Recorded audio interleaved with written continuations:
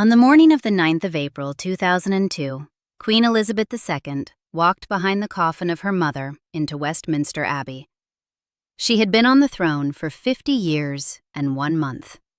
She had been the daughter of Elizabeth Bowes-Lyon for 75 years and 10 months. In the weeks that followed, the country read the obituaries, the most loved royal of the 20th century, the icon, the djinn, the smile, the pastel hat. In the 4 months that followed, in private, the Queen began, very quietly, to do small things that had not been possible for her in 5 decades. She kept a comedy diary. She watched the Royle Family with the lights low. She joked, in front of 3 witnesses, that the corgis missed her mother, but in the way one misses a noisy neighbor. None of it appeared in the press. 10 years on, she put on a Christmas Eve cocktail dress and met Daniel Craig in the palace as a Bond girl. None of that was possible before April 2002. This is the story of the 6 years it took the Queen to become a person, and the 55 years her mother stopped her. Begin with the fact the country never quite assembled, even though every piece of it was on the front page. Elizabeth II was crowned in 1952. She died in 2022. That is 70 years on the throne. Inside those 70 years sits a smaller, stranger number, 50. The number of years the Queen Mother lived past her husband. The number of years she stayed in Clarence House, in Royal Lodge at Windsor, on the telephone every morning to her daughter, in the lunches at Buckingham Palace, in the family weekends at Sandringham.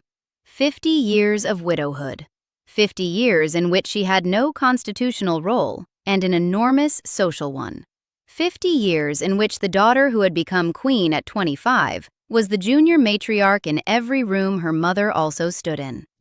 William Shawcross, who wrote the Queen Mother's official biography with full access to the family's papers, recorded the small daily mechanism.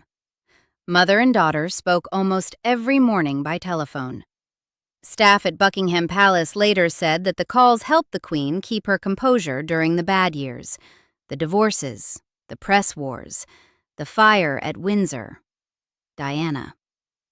The calls were how the Queen Mother stayed the senior figure she had been at 26, when the abdication put her on a throne she had not expected and which she never quite stopped occupying, even after her husband died and her daughter took the constitutional place. The Queen Mother kept the family standard. The Queen ran the country. Whose house this was, in the family sense, was never in doubt. Now hold that fact in mind, because there is another one beside it. Elizabeth II, in the first 50 years of her reign, never appeared in a comedy sketch. She never publicly laughed at herself. She never sang along to a popular song. She never danced. There is no footage of the first half of her reign in which she behaves with the warmth the country would later come to know. Every photograph from that era shows the same posture: upright, gloved, attentive, immaculate, contained. The country was used to it. Documentaries praised it as discipline. Foreign visitors called it dignity. The British public understood it as duty. Nobody in the broadsheet press, in those decades, asked whether the discipline was hers or whether it had been taught to her by somebody else. The marshmallow with the steel inside it, as Cecil Beaton put it, was always understood to be the mother. The daughter was assumed to be plain steel. The first revision of that assumption began, very quietly, in 2002. Marion Crawford was born in 1909 in Scotland. In 1933, when Princess Elizabeth was 7 and Princess Margaret was 3, Crawford was hired as their governess. The girls called her Crawfie. She lived in the household for 16 years. She watched the abdication from inside the family. She watched the small Elizabeth become, by accident, the heir to the throne. She watched the Queen Mother, who had married a second son and become a queen consort against her own wishes, decide that her elder daughter would be raised with the steadiest possible hand. Crawford left royal service in 1949 and was given a Grace and Favour cottage at Kensington Palace as a retirement gift. Then she did something the family had not anticipated. She wrote a book. In 1949, she collaborated with a ghostwriter on a memoir of her 16 years inside the household. The book described the small humor of the girls. It described Princess Elizabeth's seriousness and Princess Margaret's mischief. It described the king's moods. It described the household's small private rituals. It was not malicious. It was not sensational. It was warmly observational. According to the contract Crawford had signed, she did not require the Queen's consent to publish, though the Queen Mother had earlier signaled, vaguely, that anonymity might preserve the family's view of the matter. The serialization appeared in the Ladies' Home Journal in America in early 1950. Woman's Own bought the UK rights for £30,000, an extraordinary sum in 1950 money. When the Queen Mother, then Queen Elizabeth, the consort of George VI, saw the proof pages, she told the publishers of the Ladies' Home Journal that Crawford had gone off her head. The publishers proceeded. What the Queen Mother did next is on the historical record. She evicted Crawford from her Grace and Favour cottage. She ordered the household, the family, the entire royal circle to sever contact. She herself never spoke to Crawford again. Neither did her elder daughter. Crawford retired to Aberdeen. She bought a house 200 yards from the road that runs to Balmoral. For decades, the royal family drove past her front door on their summer journey north. None of them ever stopped. Crawford's husband died in the late 1970s. Shortly afterwards, she attempted to take her own life. She died in 1988, having spent the second half of her life as a non-person to the household she had loved. The lesson to the elder princess was clear, and it was learned permanently. The public revelation of royal personality, the small humor, the mischief, the affection between sisters, the laughter at the dinner table, was a betrayal. It cost a woman her home, her income, her place in the only family she had served, and eventually her wish to live. The Queen Mother had set the rule, and she had enforced it with absolute consistency, and Princess Elizabeth had watched it happen at the age of 23, 3 years before she ascended. Whatever the new Queen's private personality was, in 1952, the public version of it would be sealed. For half a century, it was.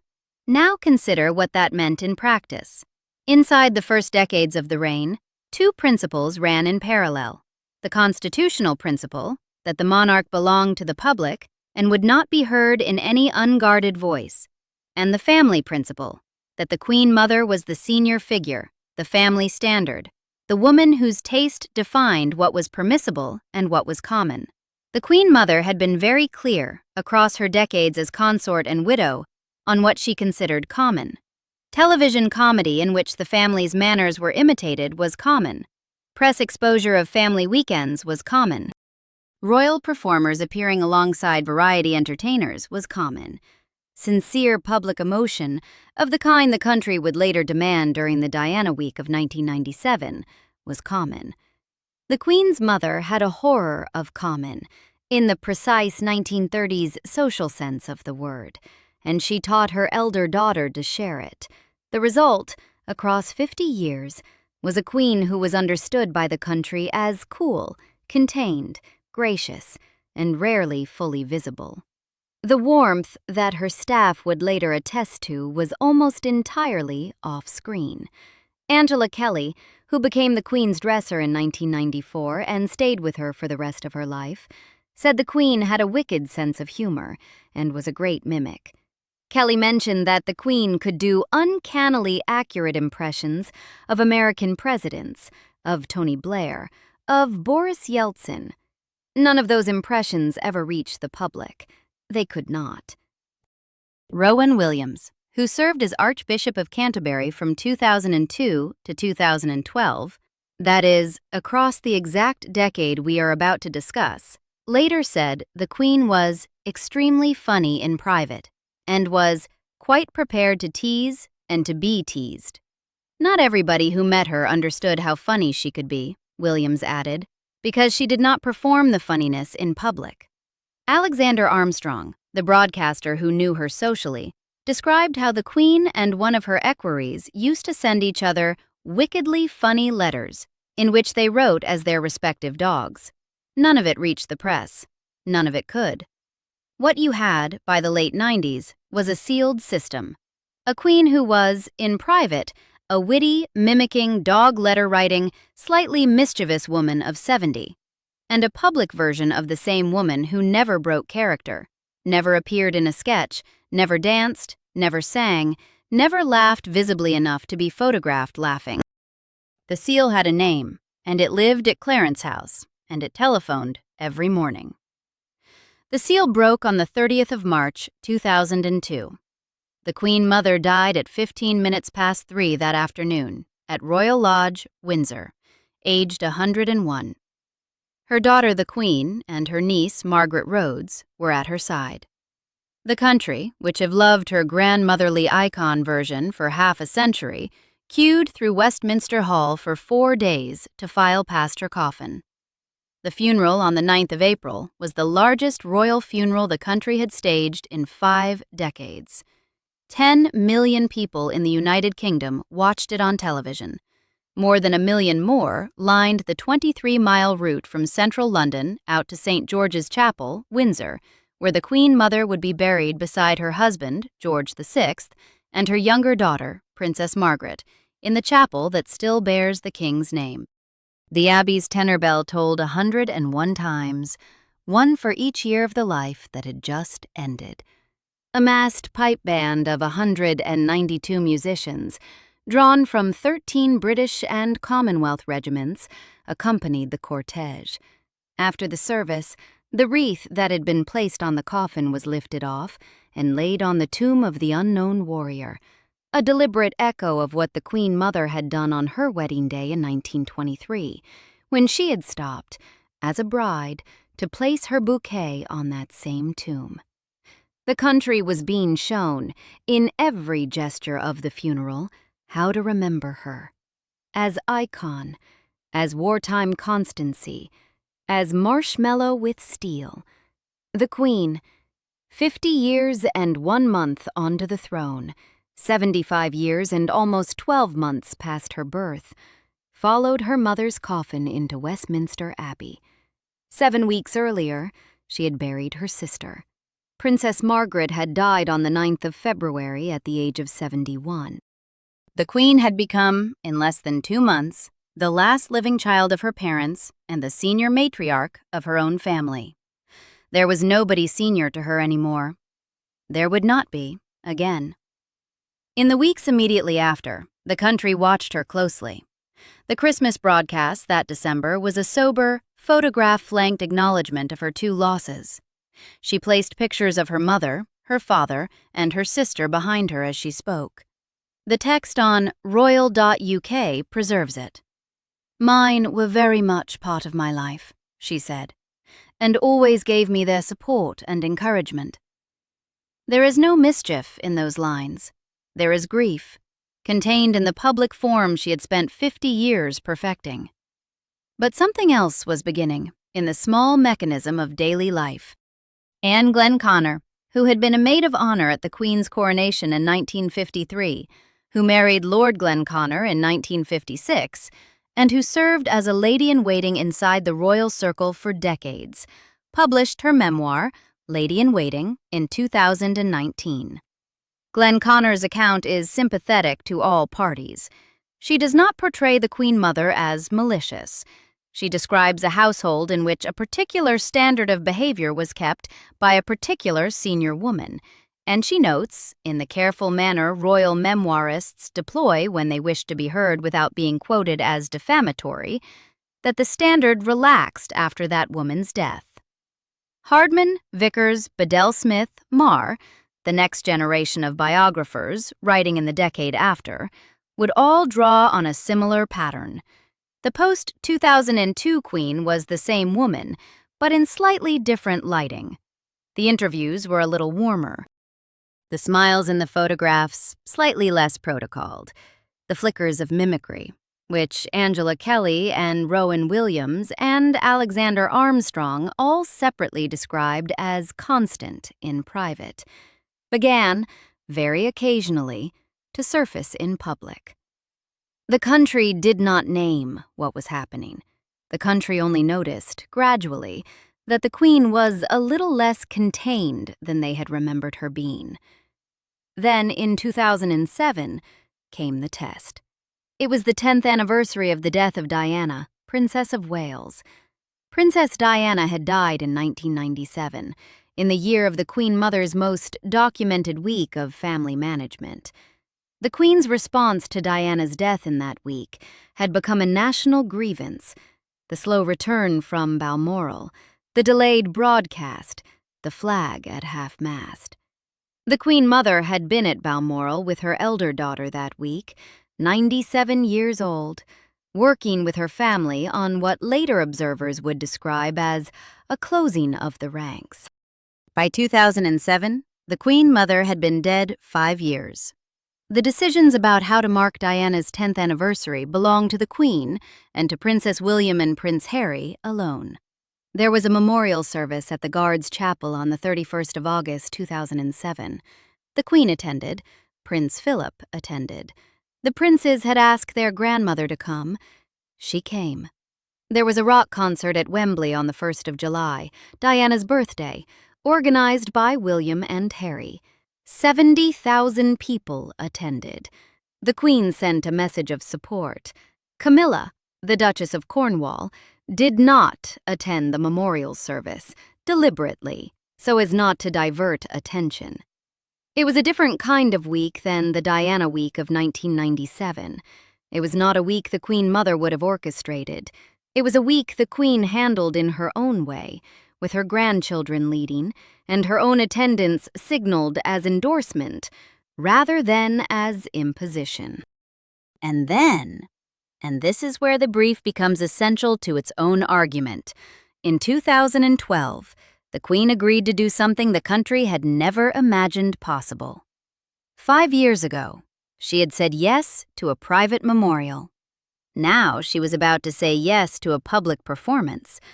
The country was about to find out that the woman it had assumed was pure steel had a private personality that was capable of acting. Danny Boyle, the film director who had been hired to direct the opening ceremony of the London Olympic Games on the 27th of July, 2012, sent a request to Buckingham Palace. He wanted the Queen, the actual Queen, not a body double, not a wax figure, not an animated likeness, to appear in a short film that would play on the screens above the stadium and across the world, in which Daniel Craig, playing James Bond, would escort her from the palace to the helicopter that would take her to the Olympic arena. At the end of the short film, Bond and the Queen would jump out of the helicopter and parachute into the stadium. The Queen would not actually jump. The jump would be performed by a stuntman in a duplicate dress. But the rest of the sequence, the Buckingham Palace scenes, the encounter with Craig, the line, the smile, the walk to the helicopter, would be played by the actual sovereign. Boyle later said the Queen needed no convincing. He said she volunteered. He said she sent a message back to him when the producers proposed several scripted greetings that she would prefer to say, "Good evening, Mr. Bond," because that was the line she felt the country expected of her, and the line that fit Bond's tradition. The production was kept absolutely secret. She did not tell her family. Prince William, the second in line to the throne, said afterwards that he watched the broadcast live in the stadium and felt the words come out of his mouth, words he later described as expletives, when he realized that the woman in the helicopter with Daniel Craig was actually his grandmother. The Buckingham Palace scenes were filmed in March and April of 2012. The filming took 3 hours. More than 130 crew were involved. The corgis were in the scene. Monty, the oldest of the corgis, took a central role. He would die 6 weeks after the broadcast. Paul Wybrew, The footman, known to the household as Tall Paul, the page of the backstairs who had served the Queen since the age of 19, the longest-serving member of her staff, was in the scene, as himself, escorting Bond into the writing room where the Queen sat at her desk. The Queen wore the peach cocktail dress made for her by Angela Kelly. The dress is now an exhibition piece, currently on display in 2026 at the King's Gallery at Buckingham Palace in an exhibition called Queen Elizabeth II, Her Life in Style. Beside it sits the duplicate dress worn by Gary Connery, the stuntman who performed the parachute jump. The two dresses, the real and the staged, in adjacent cases. The line between the woman and the performance, exhibited. Watch the footage with the brief in mind, and consider what is on the tape. A 76-year-old woman who has spent 50 years sealed inside a public self that her mother had codified, walks through her own house in a peach dress, addresses Daniel Craig with one perfect line of her own composition, and consents to be parachuted, in spirit, into the Olympic Stadium for the entertainment of 27 million British viewers and the watching world. Her family had not been told. Her family had not been told because, as William said, certain grandchildren would have told everybody too much. The Queen had become, at last, a woman with a private joke that she alone got to set the punchline of. None of this was possible while her mother was alive. There is no record of the Queen Mother having vetoed any specific comedy invitation. There is no published list of the sketches she said no to in the 1990s. What there is, very precisely, is the negative space, the 50 years in which her daughter never did anything of this kind, and the 10 years after her death in which her daughter did, twice. The case is circumstantial. The case is also overwhelming. In 2012, the Queen attended the Royal Variety performance for the last time. She had attended that evening 39 times across her reign. The post-Mother decade had not changed the formal protocol of those evenings, the lineup of performers at the end, the gloved handshake, the brief exchange in which the monarch speaks first and the performer answers. What had changed was the private register beneath the protocol. Performers who met her in those later years remembered the small flickers of warmth, the off-script aside, the small wicked one-liner, the look that suggested she had recognized something specific in the act they had just performed, that the previous decades had never afforded them. In the comedy lineup at the end, comics later said, you could see her enjoying herself for the first time in any way that read on her face.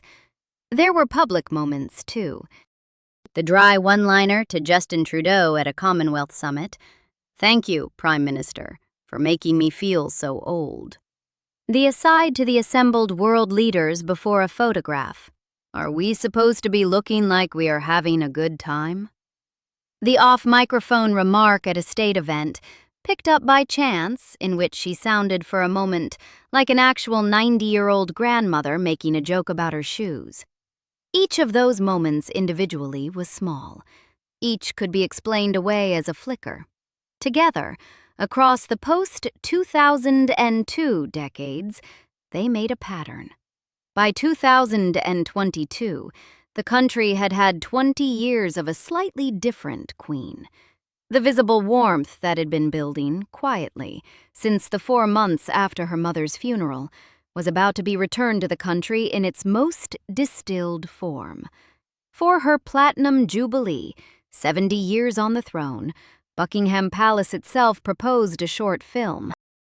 The screenwriter would be Frank Cottrell Boyce, the same man who had written the 2012 Olympic ceremony in which she had appeared with Daniel Craig. Cottrell Boyce had co-written the Paddington screenplays with James Lamont and John Foster. The idea was that Paddington Bear would have tea with the Queen at Buckingham Palace. The skit ran for 2.5 minutes. It premiered on the 4th of June, 2022, at the Platinum Party at the Palace concert, on screens above a crowd of thousands gathered outside Buckingham Palace. The Queen was in her drawing room, in a powder blue dress with the tea things laid out. Paddington arrived for tea in his blue duffel coat and red felt hat and bowed. He pulled a marmalade sandwich out of his hat, a sandwich he kept there permanently, he explained, in case of emergencies. He held it out across the table. The Queen looked at the sandwich. She looked at the camera. She looked back at Paddington.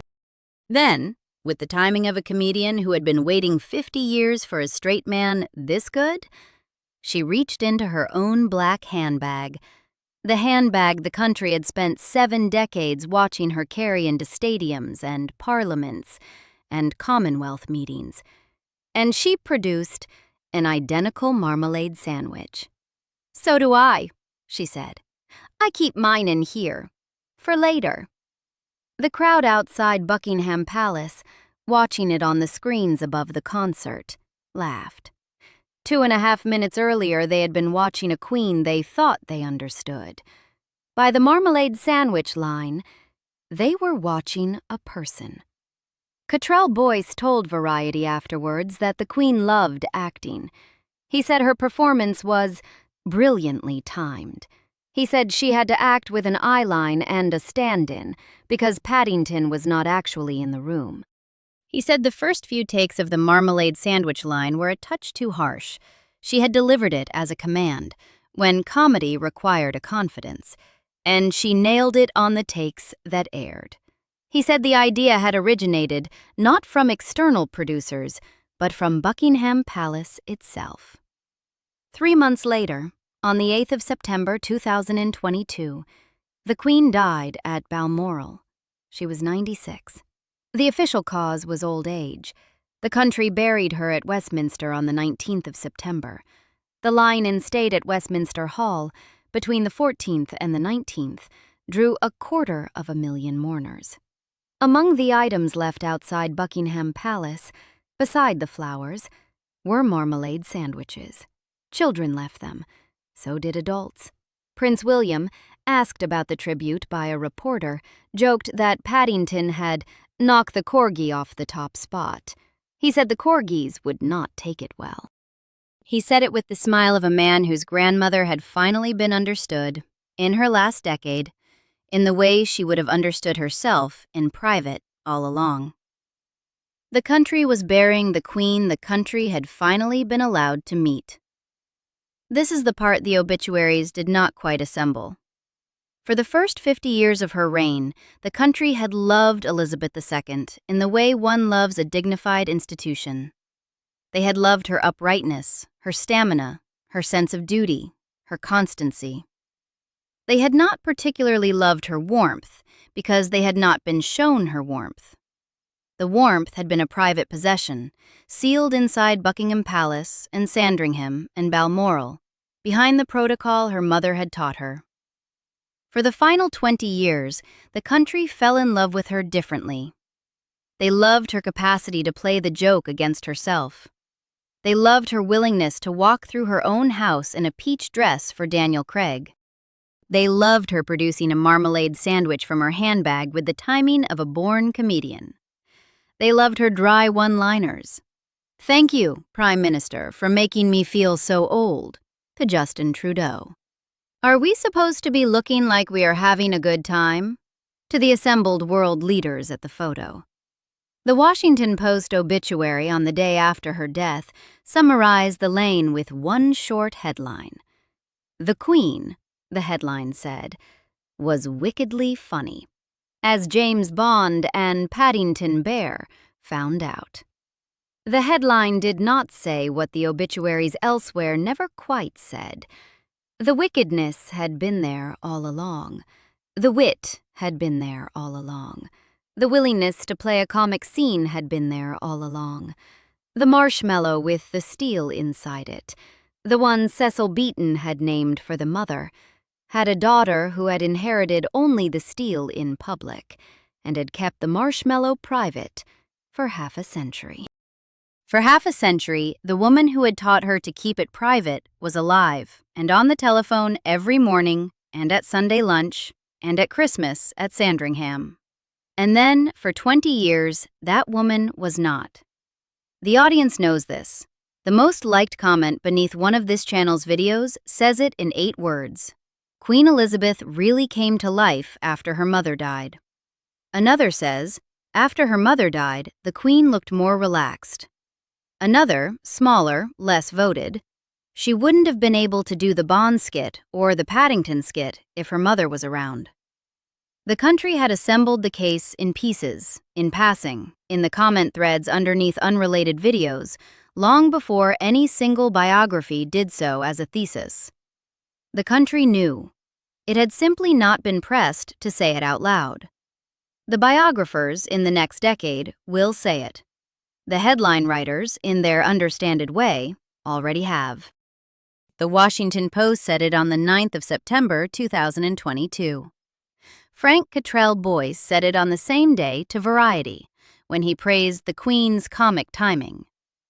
Anne Glenconner had said it in 2019, in the careful Royal Memoirist Register. Angela Kelly said it in her dresser's memoir. Rowan Williams said it in his post-archiepiscopal interviews. Alexander Armstrong said it on the chat show circuit. Each of them, separately, had described a queen who was private, witty, mischievous, and unafraid of playing a joke against herself. What they did not say, in those exact words, is the structural part. The structural part is that, for the first 50 years of her reign, the private, witty queen could not become the public queen because the senior figure of her household kept the standard. And the standard was that the country would not see this. And then, in the spring of 2002, the senior figure died, and the standard relaxed, and the warmth that had been on the inside of the seal began, very gradually, to push outward, until, in the peach dress with Daniel Craig in 2012, it broke through entirely, in the most watched moment of British public life since the coronation. The Queen Mother lived to 101. She used those years to be a beloved national figure, a wartime icon, a gin and Dubonnet grandmother, a fixture at Royal Lodge and Clarence House. She also used those years, very specifically, to be the senior matriarch in every room her daughter the Queen also stood in.